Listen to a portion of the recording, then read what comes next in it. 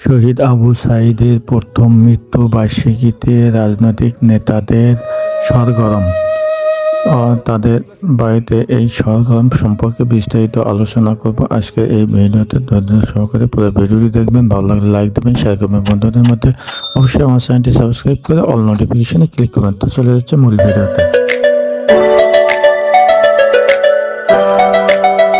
তো বন্ধুরা, আমরা চলে আসলাম মূল ভিডিওতে। আপনারা নিশ্চয়ই জানেন বিশিষ্ট শহীদ আবু সাঈদ বৈষম্য বিরোধী ছাত্র আন্দোলনের অগ্রনায়ক, রংপুর বেগম রোকেয়া বিশ্ববিদ্যালয়ের ইংরেজি বিভাগের দ্বিতীয় বর্ষের ছাত্র শহীদ আবু সাঈদ।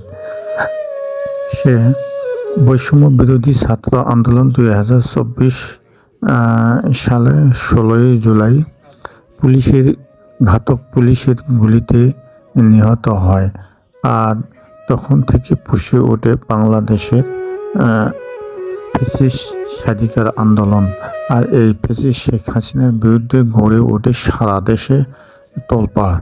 এই শহীদ আবু সাঈদের জীবন বিপন্ন করে দেশটি ফুঁসে ওঠে সারা দেশে। বিশ্ববিদ্যালয় থেকে শুরু করে গ্রামগঞ্জ এবং শহর এলাকা প্রতিটি আনাচে কানাচে শুরু হয়ে যায় মহাগ্যাঞ্জাম। ফ্যাসিস্ট হাসিনাকে বিদায় করো, এক দফা এক দাবি।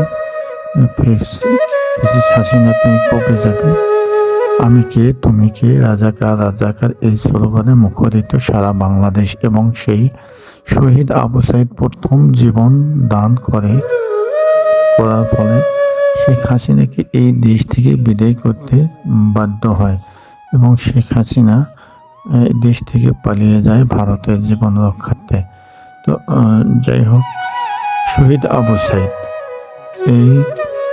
আবু সাঈদ রংপুর বিভাগের রংপুর জেলার পীরগঞ্জ উপজেলা 7 নম্বর মদনখালী ইউনিয়নের বামনপুর গ্রামে তার জন্ম। তো এই বামনপুর গ্রামে প্রথম মৃত্যুবার্ষিকীতে বাংলাদেশের বিভিন্ন রাজনৈতিক দলের নেতৃবৃন্দ এখানে এসেছে তার প্রথম মৃত্যুবার্ষিকী পালন করার জন্য, এবং এসে তাদের পরিবারের সঙ্গে আলাপচারিতা চলছে। তাদের সুখ দুঃখে তারা অংশগ্রহণ করছে এবং ভাগী হচ্ছে। আবু সাঈদের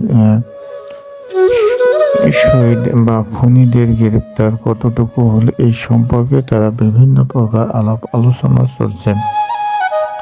তো যাই হোক, এই শহীদ আবু সাঈদের প্রথম মৃত্যুবার্ষিকীতে বাংলাদেশ জামায়াতে ইসলাম রংপুর মহানগর এবং জেলা এবং পীরগঞ্জ উপজেলার নেতৃবৃন্দ উপস্থিত হয়েছেন বাংলাদেশ এনসিপির নেতৃবৃন্দ, কেন্দ্রীয় নেতৃবৃন্দ সহ বিভিন্ন দলের নেতৃবৃন্দ, বাংলাদেশ জামায়াতে ইসলামী সহ বিএনপি, এনসিপি এবং ছোটোখাটো দলগুলো। তাছাড়াও রয়েছে বিভিন্ন শিক্ষা প্রতিষ্ঠান থেকে আগত বিভিন্ন ধরনের প্রতিষ্ঠান প্রধানেরা সেই প্রথম মৃত্যুবার্ষিকী পালন করার জন্য সবাই ছুটে এসেছে সেই বামনপুরে।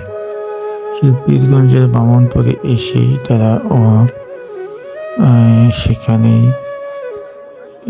তার মৃত্যুবার্ষিকী পালন করার জন্য এসেছে।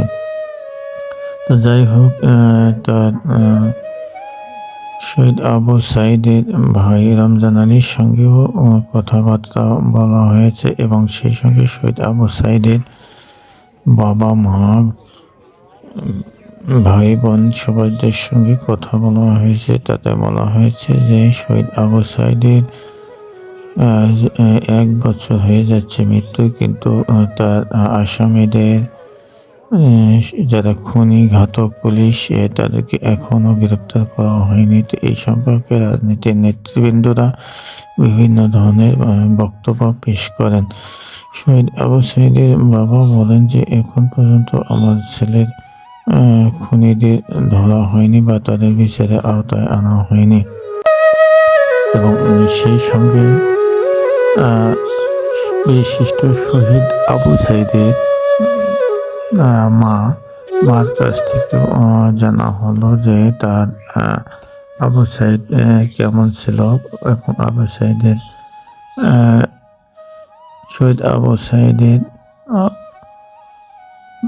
বিচারের পদ্ধতি অগ্রগতি সে সম্পর্কে জানতে চাইলেও তিনি বলেন এখন পর্যন্ত কোনো অগ্রগতি নেই, শুধু সরকার কথাই বলে ধরা হবে, কিন্তু এখন পর্যন্ত কোনো প্রকার আহ, প্রশাসনিক ব্যবস্থা গ্রহণ করা হয়নি বা আমার ছেলের খুনিদের এখনো ধরা হয়নি বা গ্রেপ্তার করা হয়নি।